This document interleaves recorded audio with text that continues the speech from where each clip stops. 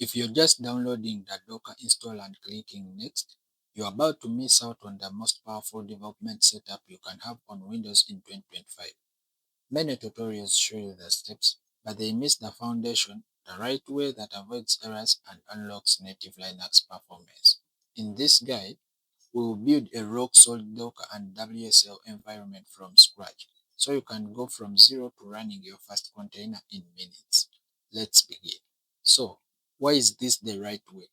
In the past, Docker on Windows was slow, relying on a heavy virtual machine. Thanks to WSL2, the Windows subsystem for Linux, your machines can now run on a real Linux kernel. When we configure Docker to use this WSL backend, you get best of both worlds. The familiar Windows OS with the raw speed and compatibility of a native Linux environment for your containers. Open source platform that stores everything you need.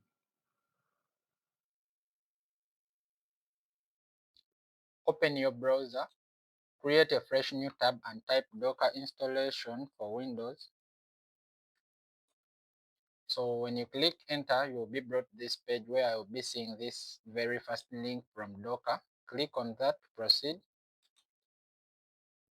Then you'll be redirected to Docker manual where you can install the Docker setup and the WSL.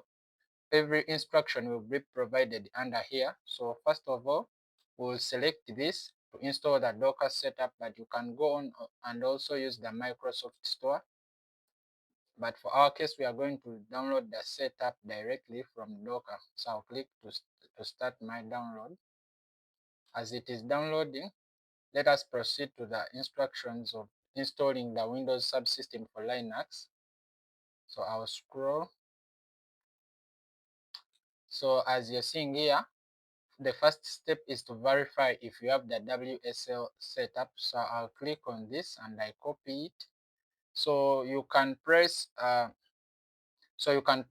Windows button plus X to open the terminal as the admin. So I will click on open terminal and I click yes. So the first thing you have to do is to type WSL version to check if you have WSL installed. So when I click yes, you're seeing here the Windows subsystem for Linux is not installed. So seeing here it has detected it and it has installed it directly. So when we click on WSL version, our dock has finished to download. So as you're seeing here, when you click to check the version, it will detect that it is not installed and it will install it directly after you pasting that command if you don't have it. So we will go back to the site and proceed with our instructions. So as you're seeing here, it is if at all it doesn't install, you can still come here and copy this command WSL install. But as of the latest, the best method I can recommend is to install WSL with the default distro. So we'll go on and proceed with that. Let it first finish here. As it is summarizing, let me proceed to installing the Docker setup since our download has been installed. So okay, it has also been installed. Let me go on and check for downloads. So I'll go to my files and I go under programs folder. Then I'll double click on the setup to start the installation of Docker.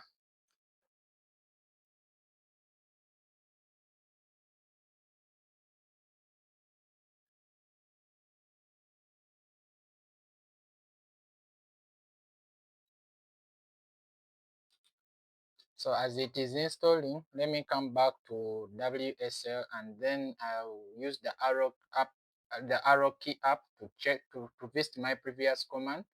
Then I will click enter. So as you're seeing here, we have the WSL installed, but this is not the latest version. So we'll go on and check, we'll update it.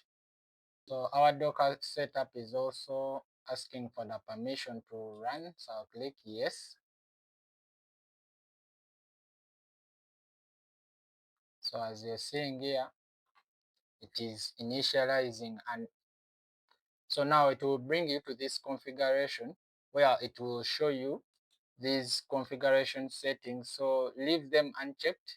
Also for this, use WSL2 instead of hypervisor. So this is recommended. Again, don't check this, which says allow Windows containers to be used with this installation. Just skip that. Then also check this to create a desktop shortcut. So I'll go on and proceed with the installation. I'll click OK. So as you're seeing, it is unpacking files. So as it is unpacking the files, let us go back to our terminal. So after checking and validating that we have the WSL version, so what I'll do, I'll go on and install the specific distro.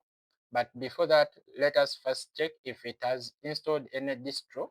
So I'll go on and I check if our WSL has any specific installed distro by typing WSL hyphen list verbose hyphen verbose.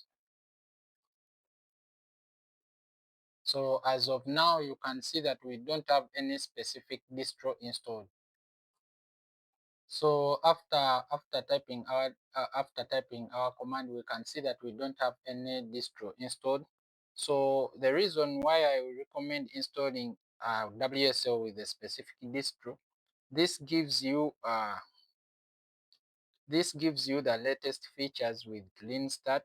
For example, the latest scan and updated packages.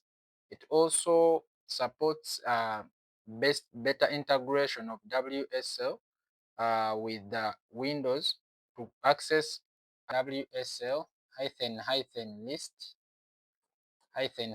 online to check for the available distros. So when I click enter, you can see there are a lot of distros listed here. So if I'm to show you, this is the specific distro that we want to install, the one for the latest one from Ubuntu. So I'm going to install this specific Ubuntu 2024. So I'm going to install this specific Ubuntu 24.04 LTS version. So I'll go on and I do the installation. So I'll proceed with the command by typing WSL install with the flag D, which states the specific distro to install. So I'll go on and install the Ubuntu 24 noble numbered version. So Ubuntu 24 24.04, and then I'll click enter. So as you're seeing here, the requested operation is successful. Changes will be effected again. But before that, let me also confirm that my Docker is also installed.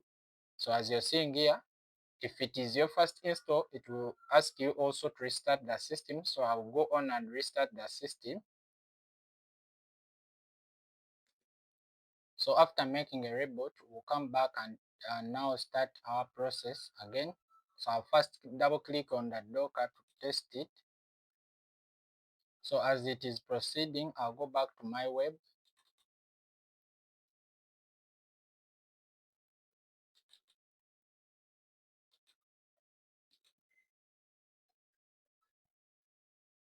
So as you're seeing here, it will ask you to accept the user agreement. So I'll proceed with accept.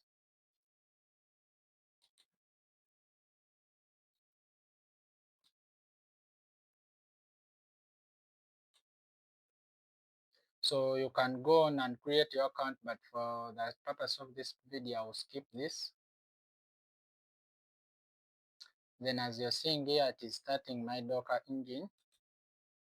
So I'll go back to my terminal by pressing Windows button X and then choose the terminal as the admin.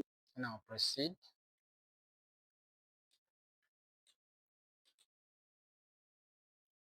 So as I said, we can first check if there is any distro installed. So as you're seeing here, it is only the Docker listed as in a running state. So we'll go on and install the specific Ubuntu distro. As I said,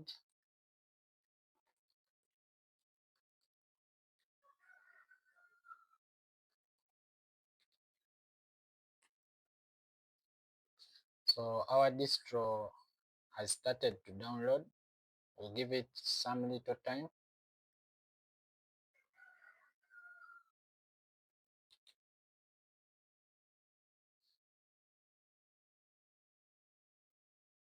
So here we go, our Docker also has been successfully installed. So after installing the Ubuntu, we'll first test our Docker by pulling an image from Docker Hub. Let this finish faster.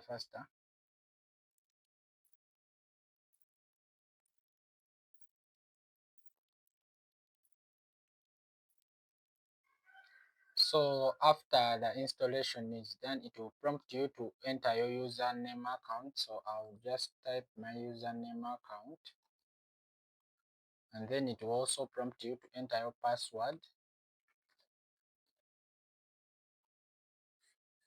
So as you're seeing now, we have been able to log into our system. So I'll first clear this. Then I'll also go back by changing the working directory to go to the desktop. Then I'll print the working directory by typing pwd to see where I'm standing. So right now I'm standing at home. So for us to be able to validate that everything is okay and running, we need to first update our system by pressing sudo apt update and upgrade, and then sudo apt upgrade with the Y flag yes. So it will prompt you to enter your password, and for your own information, if you're entering password in Linux environment, it will not be visible since it is private. So I'll type my password. As you're seeing, it has started to update and upgrade. So let us wait for it to get done.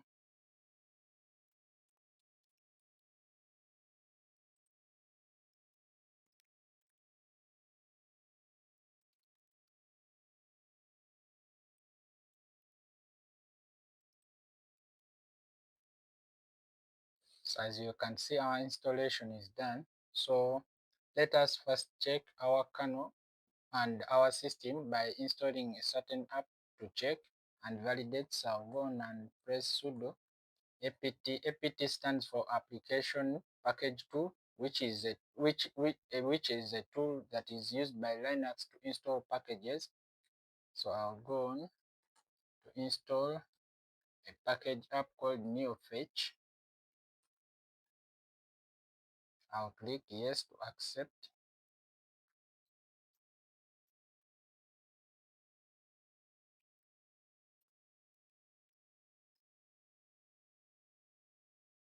So we can go on and check and validate our system.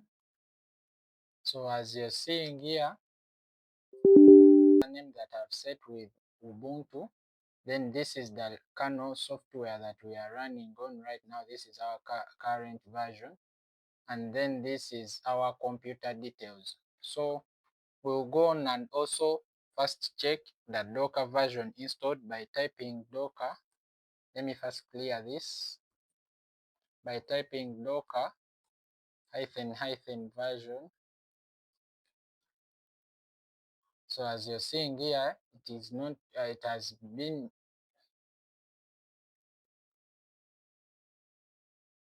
so as you're seeing here right now, it doesn't capture the Docker info within our Linux command. So I will clear So what we will do, I will first exit our Linux and go back to our terminal for the PowerShell. Then I'll type WSL set Ubuntu as the default distro, the Ubuntu 2024 distro that we downloaded. So I will set it as the default distro.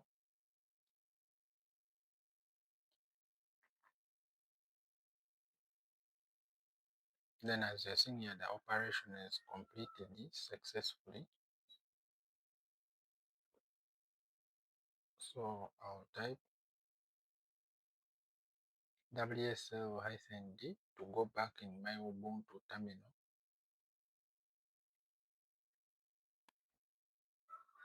Then as you're seeing here, I'm back in our Ubuntu terminal. I'll clear this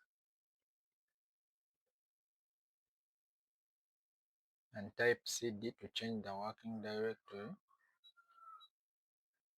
So after that, you need also to come to Docker under resources and go to WSL integration, such that you set the WSL environment, you integrate it with Ubuntu. So as you're seeing here, it says configure WSL2 with your Ubuntu distro, the default one that we've set.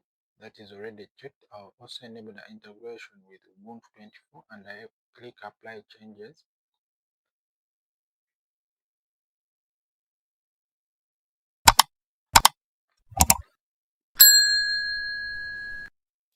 So after applying changes, I'll go back to my terminal. Then I'll click Docker version to check the Docker version. So as you're seeing here, the version has been listed. This means that we can use our Ubuntu terminal to run Docker and to create images. Even when I click Docker info, all the information about Docker is listed.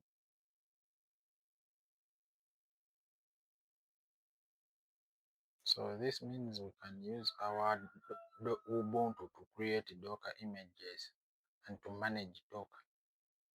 So I'll go on, like said, Docker run hello world to pull the hello world image.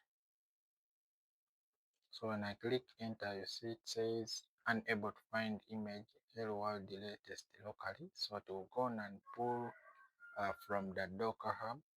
As you're seeing, it is pulling. So our pulling was successfully. So it has pulled the new image from the Docker hub, and you're seeing that. So as you're seeing here, at first it tried to search for the image locally and it was not noticed. Then it went on to pull the image from the Docker hub and it pulled the image here. As you're seeing here, the pull was done successfully. Then after that, the image was configured and then it displayed the message which shows that our Docker is correctly configured. So we will go on and then test and then go back to our desktop. So I'll close this. Then as you're seeing here, we are having our image and right now it is in the, so that is it. Now we are going to go on to create another image. So, and just like that, you've built a professional grade development environment the right way for 2025. What's that first project you're going to build with this powerful new setup? Let me know down in the comments. If this guide was valuable, please hit that like button and subscribe to Pure Code Tech for more straightforward tech tutorials. Thank you for watching. See you in the next one.